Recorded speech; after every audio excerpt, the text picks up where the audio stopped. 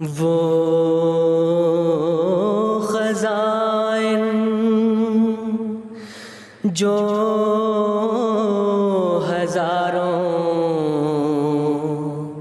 سال سے مدفون تھے، اب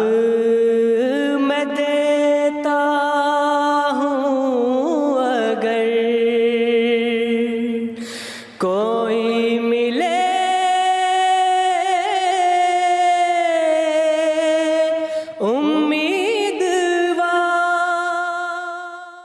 روحانی خزائن جلد نمبر اول صفحہ نمبر 5 براہین احمدیہ حصہ اول۔ التماس ضروری از مؤلف کتاب۔ اس خداوند عالم کا کیا کیا شکر ادا کیا جائے کہ جس نے اول مجنا چیز کو محض اپنے فضل اور کرم اور عنایت غیبی سے اس کتاب کی تالیف اور تصنیف کی توفیق بخشی، اور پھر اس تصنیف کے شائع کرنے اور پھیلانے اور چھپوانے کے لیے اسلام کے عمائد اور بزرگوں اور اکابر اور امیروں اور دیگر بھائیوں اور مومنوں اور مسلمانوں کو شائق اور راغب اور متوجہ کر دیا۔ بس اس جگہ ان تمام حضرات معاونین کا شکر کرنا بھی واجبات سے ہے کہ جن کی کریمانہ توجہات سے میرے مقاصد دینی ضائع ہونے سے سلامت رہے اور میری محنتیں برباد جانے سے بچ رہیں۔ میں ان صاحبوں کی اعانتوں سے ایسا ممنون ہوں کہ میرے پاس وہ الفاظ نہیں کہ جن سے ان کا شکر ادا کر سکوں، بالخصوص جب میں دیکھتا ہوں کہ بعض صاحبوں نے اس کار خیر کی تائید میں بڑھ بڑھ کر قدم رکھے ہیں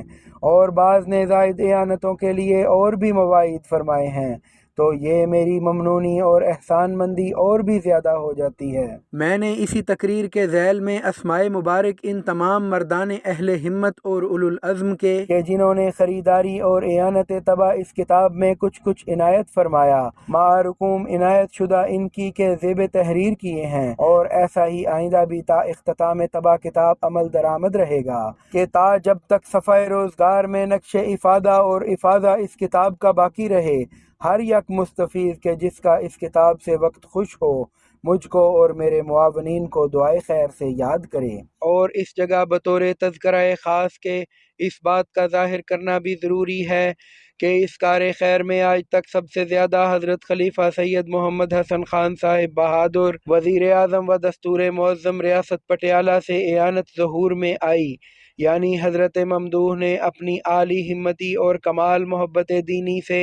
مبلغ 250 روپیہ اپنی جیب خاص سے اور 75 روپیہ اپنے اور دوستوں سے فراہم کر کے 325 روپیہ بوجہ خریداری کتاب کے عطا فرمایا۔ عالی جناب سیدنا وزیر صاحب ممدوح الاوصاف نے اپنے والا نامہ میں یہ بھی وعدہ فرمایا ہے کہ تا اختتام کتاب فراہمی چندہ اور باہم رسانی خریداروں میں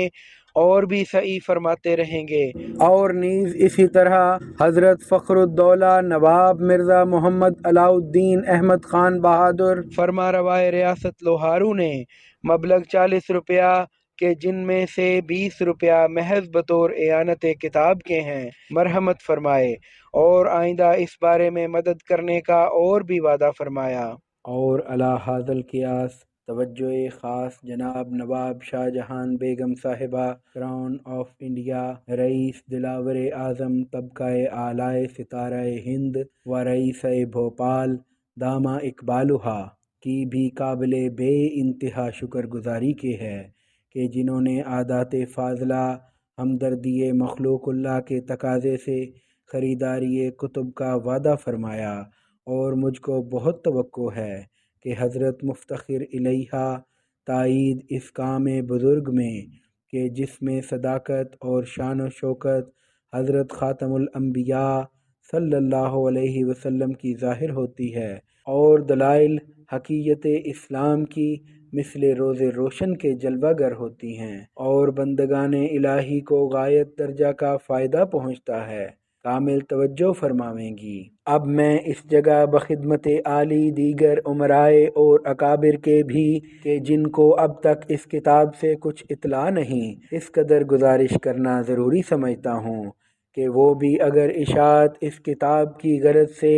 کچھ مدد فرماویں گے تو ان کی ادنا توجہ سے پھیلنا اور شائع ہونا اس کتاب کا جو دلی مقصد اور قلبی تمنا ہے نہایت آسانی سے ظہور میں آ جائے گا۔ اے بزرگان و چراغان اسلام، آپ سب صاحب خوب جانتے ہوں گے کہ آج کل اشاعت دلائل حقیقت اسلام کی نہایت ضرورت ہے، اور تعلیم دینا اور سکھلانا براہین ثبوت اس دین متین کا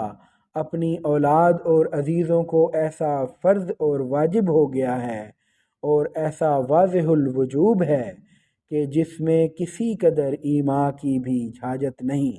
جس قدر ان دنوں میں لوگوں کے عقائد میں برہمی درہمی ہو رہی ہے، اور خیالات اکثر تباہی کے حالت خرابی اور ابتری میں پڑے ہوئے ہیں، کسی پر پوشیدہ نہ ہوگا کیا کیا رائے ہیں جو نکل رہی ہیں، کیا کیا ہوائیں ہیں جو چل رہی ہیں، کیا کیا بخارات ہیں جو اٹھ رہے ہیں۔ پس جن جن صاحبوں کو ان اندھیریوں سے جو بڑے بڑے درختوں کو جڑ سے اکھیڑتی جاتی ہیں کچھ خبر ہے، وہ خوب سمجھتے ہوں گے جو تالیف اس کتاب کی بلا خاص ضرورت کے نہیں۔ ہر زمانے کے باطل اعتقادات اور فاسد خیالات الگ رنگوں اور وضعوں میں ظہور پکڑتے ہیں، اور خدا نے ان کے ابطال اور ازالہ کے لیے یہی علاج رکھا ہوا ہے جو اسی زمانے میں ایسی تالیفات مہیا کر دیتا ہے جو اس کی پاک کلام سے روشنی پکڑ کر پوری قوت سے ان خیالات کی مدافعت کے لیے کھڑی ہو جاتی ہیں، اور معاندین کو اپنی لاجواب براہین سے ساکت اور ملزم کرتی ہیں۔ پس ایسے انتظام سے پودہ اسلام کا ہمیشہ سرسبز اور تر و تازہ اور شاداب رہتا ہے۔ اے معزز بزرگان اسلام، مجھے اس بات پر یقین کلی ہے کہ آپ سب صاحبان پہلے سے اپنے ذاتی تجربہ اور عام واقفیت سے ان خرابیوں موجودہ زمانہ پر کہ جن کا بیان کرنا ایک درد انگیز قصہ ہے بخوبی اطلاع رکھتے ہوں گے، اور جو فساد تباہی میں واقع ہو رہے ہیں اور جس طرح پر لوگ باعث اغوا اور اضلال و وسوسہ اندازوں کے بگڑتے جاتے ہیں، آپ پر پوشیدہ نہ ہوگا۔ پس یہ سارے نتیجے اس بات کے ہیں کہ اکثر لوگ دلائل حقیقت اسلام سے بے خبر ہیں، اور اگر کچھ پڑھے لکھے بھی ہیں تو ایسے مکاتب اور مدارس میں کہ جہاں علوم دینیہ بالکل سکھائے نہیں جاتے، اور سارا عمدہ زمانہ ان کے فہم اور ادراک اور تفکر اور تدبر کا اور علوم اور فنون میں کھویا جاتا ہے، اور کوچہ دین سے محض نا آشنا رہتے ہیں۔ پس اگر ان کو دلائل حقیقت اسلام سے جلد تر باخبر نہ کیا جائے تو آخر کار ایسے لوگ یا تو محض دنیا کے کیڑے ہو جاتے ہیں کہ جن کو دین کی کچھ بھی پرواہ نہیں رہتی، اور یا الحاد اور ارتداد کا لباس پہن لیتے ہیں۔ یہ قول میرا محض قیاسی بات نہیں، بڑے بڑے شرفاء کے بیٹے میں نے اپنی آنکھ سے دیکھے ہیں جو باعث بے خبری دینی کے استباغ پائے ہوئے گرجا گھروں میں بیٹھے ہیں۔ اگر فضل عظیم پروردگار کا ناصر اور حامی اسلام کا نہ ہوتا، اور وہ بذریعہ پرزور تقریرات اور تحریرات علماء اور فضلاء کے اپنے اس سچے دین کی نگہداشت نہ کرتا تو تھوڑا زمانہ نہ گزرنا پاتا جو دنیا پرست لوگوں کو اتنی خبر بھی نہ رہتی جو ہمارے نبی صلی اللہ علیہ وسلم کس ملک میں پیدا ہوئے تھے، بالخصوص اس پرآشوب زمانے میں کہ چاروں طرف خیالات فاسدہ کی کثرت پائی جاتی ہے۔ اگر محققان دین اسلام جو بڑی مردی اور مضبوطی سے ہر یک منکر اور ملحد کے ساتھ مناظرہ اور مباحثہ کر رہے ہیں اپنی اس خدمت اور چاکری سے خاموش رہیں تو تھوڑی ہی مدت میں اس قدر شعار اسلام کا ناپدید ہو جائے کہ بجائے سلام مسنون کے گڈ بائے اور گڈ مارننگ کی آواز سنی جائے۔ پس ایسے وقت میں دلائل حقیقت اسلام کی اشاعت میں بدل مشغول رہنا حقیقت میں اپنی ہی اولاد اور اپنی ہی نسل پر رحم کرنا ہے، کیونکہ جب وبا کے ایام میں زہرناک ہوا چلتی ہے تو اس کی تاثیر سے ہر یک کو خطرہ ہوتا ہے۔ شاید بعض صاحبوں کے دل میں اس کتاب کی نسبت یہ وسوسہ گزرے کہ جو اب تک کتابیں مناظرات مذہبی میں تصنیف ہو چکی ہیں، کیا وہ الزام اور افہام مخاصمین کے لیے کافی نہیں ہیں کہ اس کی حاجت ہے؟ لہٰذا میں اس بات کو بخوبی منقوش خاطر کر دینا چاہتا ہوں جو اس کتاب اور ان کتابوں کے فوائد میں بڑا ہی فرق ہے۔ وہ کتابیں خاص فرقوں کے مقابلہ پر بنائی گئی ہیں اور ان کی وجوہات اور دلائل وہاں تک ہی محدود ہیں جو اس فرقہ خاص کے ملزم کرنے کے لیے کفایت کرتی ہیں، اور گو وہ کتابیں کیسی ہی عمدہ اور لطیف ہوں،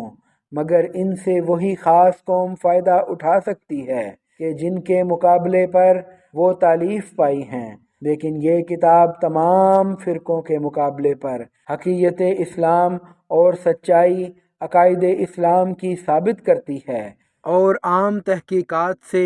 حقانیت فرقان مجید کی بپایا ثبوت پہنچاتی ہے۔ اور ظاہر ہے کہ جو حقائق اور دقائق عام تحقیقات میں کھلتے ہیں، خاص مباحثات میں انکشاف ان کا ہرگز ممکن نہیں۔ کسی خاص قوم کے ساتھ جو شخص مناظرہ کرتا ہے، اس کو ایسی حاجتیں کہاں پڑتی ہیں کہ جن امور کو اس قوم نے تسلیم کیا ہوا ہے، ان کو بھی اپنی عمیق اور مستحکم تحقیقات سے ثابت کرے، بلکہ خاص مباحثات میں اکثر الزامی جوابات سے کام نکالا جاتا ہے اور دلائل معقولہ کی طرف نہایت ہی کم توجہ ہوتی ہے، اور خاص بحثوں کا کچھ متقاضا ہی ایسا ہوتا ہے جو فلسفی طور پر تحقیقات کرنے کی حاجت نہیں پڑتی، اور پوری دلائل کا تو ذکر ہی کیا ہے، بستم حصہ دلائل عقلیہ کا بھی اندراج نہیں پاتا۔ مثلا جب ہم ایسے شخص سے بحث کرتے ہیں جو وجود صانع عالم کا قائل ہے، الہام کا مقرر ہے، خالقیت باری تعالیٰ کو مانتا ہے، تو پھر ہم کو کیا ضرور ہوگا جو دلائل عقلیہ سے اس کے روبرو اثبات وجود صانع کریں، یا ضرورت الہام کی وجوہ دکھلاویں، یا خالقیت باری تعالیٰ پر دلائل لکھیں، بلکہ بالکل بیہودہ ہوگا کہ جس بات کا کچھ تنازع ہی نہیں اس کا جھگڑا لے بیٹھیں، مگر جس شخص کو مختلف عقائد، مختلف اندیات، مختلف عذرات، مختلف شبہات کا مقابلہ کرنا پڑتا ہے، اس کی تحقیقاتوں میں کسی قسم کی فروگزاشت باقی نہیں رہتی۔ علاوہ اس کے جو خاص قوم کے مقابلہ پر کچھ لکھا جاتا ہے، وہ اکثر اس قسم کی دلائل ہوتی ہیں جو دوسری قوم پر حجت نہیں ہو سکتی۔ مثلا جب ہم بائبل شریف سے چند پیشین گوئی نکال کر صدق نبوت حضرت خاتم الانبیاء صلی اللہ علیہ وسلم بذریعہ ان کے ثابت کریں تو گو ہم اس ثبوت سے عیسائیوں اور یہودیوں کو ملزم کر دیں، مگر جب ہم وہ ثبوت کسی ہندو یا مجوسی یا فلسفی یا برہمو سماج کے روبرو پیش کریں گے تو وہ یہی کہے گا کہ جس حالت میں ان کتابوں کو ہی نہیں مانتا، تو پھر ایسا ثبوت جو انہی سے لیا گیا ہے کیوں کر مان لوں۔ اسی طرح جو بات مفید مطلب ہم وید سے نکال کر عیسائیوں کے سامنے پیش کریں گے تو وہ بھی یہی جواب دیں گے۔ پس بہرحال ایسی کتاب کی اشد ضرورت تھی کہ جو ہر ایک فرقہ کے مقابلہ پر سچائی اور حقیقت اسلام کی دلائل عقلیہ سے ثابت کرے کہ جن کے ماننے سے کسی انسان کو چارہ نہیں۔ تو الحمدللہ کہ ان تمام مقاصد کے پورا کرنے کے لیے یہ کتاب تیار ہوئی۔ دوسری اس کتاب میں یہ بھی خوبی ہے جو اس میں معاندین کے بے جا عذرات رفع کرنے کے لیے اور اپنی حجت ان پر پوری کرنے کے لیے خوب بندوبست کیا گیا ہے، یعنی ایک اشتہار تعدادی 10,000 روپیہ کا اسی غرض سے اس میں داخل کیا گیا ہے کہ تا منکرین کو کوئی عذر اور حیلہ باقی نہ رہے، اور یہ اشتہار مخالفین پر ایک ایسا بڑا بوجھ ہے کہ جس سے سبق دوشی حاصل کرنا قیامت تک ان کو نصیب نہیں ہو سکتا، اور نیز یہ ان کی منکرانہ زندگی کو ایسا تلخ کرتا ہے جو انہی کا جی جانتا ہوگا۔ غرض یہ کتاب نہایت ہی ضروری اور حق کے طالبوں کے لیے نہایت ہی مبارک ہے، جس سے حقیقت اسلام کی مثل آفتاب کے واضح اور نمایاں اور روشن ہوتی ہے، اور شان اور شوکت اس مقدس کتاب کی کھلتی ہے کہ جس کے ساتھ عزت اور عظمت اور صداقت اسلام کی وابستہ ہے۔ فہرست معاونین کی کہ جنہوں نے ہمدردی دینی سے اشاعت کتاب براہین احمدیہ میں اعانت کی اور خریداری کتابوں سے ممنون اور مشکور فرمایا۔ نمبر، نام ان معاون صاحب کا کہ جنہوں نے خریداری کتاب سے یا یوں ہی اعانت فرمائی۔ تعداد، زر اعانت، کیفیت۔ نمبر 1، حضرت خلیفہ سید محمد حسن خان صاحب بہادر، وزیر اعظم و دستور معظم ریاست پٹیالہ، از جیب خاص 250 روپیہ، از دیگر احباب 75 روپیہ بابت خریداری کتاب۔ معرفت جناب ممدوح۔ الف، مولوی فضل حکیم صاحب 5 روپیہ بابت خریداری کتاب۔ ب، خدا بخش خان صاحب ماسٹر 5 روپیہ بابت خریداری کتاب۔ جیم، سید محمد علی صاحب منصرم تعمیر چھاؤنی 5 روپیہ بابت خریداری کتاب۔ دال، مولوی احمد حسن صاحب خلف مولوی علی احمد صاحب 5 روپیہ بابت خریداری کتاب۔ ہے، غلام نبی خان صاحب محرر نظامت کرم گڑھ 5 روپیہ بابت خریداری کتاب۔ واو، کالے خان صاحب ناظم کرم گڑھ 5 روپیہ بابت خریداری کتاب۔ زے، شیخ کریم اللہ صاحب ڈاکٹر ناظم حفظان صحت 5 روپیہ بابت خریداری کتاب۔ ہے، شیخ فخر الدین صاحب سول جج 5 روپیہ بابت خریداری کتاب۔ توئیں، سید عنایت علی صاحب جرنیل 5 روپیہ بابت خریداری کتاب۔ یا، بلو خان صاحب جمعدار جیل خانہ 5 روپیہ بابت خریداری کتاب۔ کاف، میر صدر الدین صاحب سر رشتہ دار نظامت کرم گڑھ 5 روپیہ بابت خریداری کتاب۔ لام، میر ہدایت حسین صاحب ساکن بسی نظامت سرہند 5 روپیہ بابت خریداری کتاب۔ میم، سید نیاز علی صاحب ناظم نہر 5 روپیہ بابت خریداری کتاب۔ نون، سید نثار علی صاحب وکیل کمشنری امبالہ 5 روپیہ بابت خریداری کتاب۔ نمبر 2، حضرت فخر الدولہ نواب مرزا محمد علاء الدین احمد خان صاحب بہادر فرما روائے ریاست لوہارو 40 روپیہ 20 روپیہ بابت خریداری کتاب، 20 روپیہ محض بطور اعانت۔ نمبر 3، جناب مولوی محمد چراغ علی خان صاحب بہادر نائب معتمد مدار المہام حیدرآباد دکن 10 روپیہ محض بطور اعانت طبع کتاب۔ نمبر 4، جناب نواب غلام محمود سبحانی صاحب بہادر رئیس اعظم لاہور 5 روپیہ محض بطور اعانت طبع کتاب۔ نمبر 5،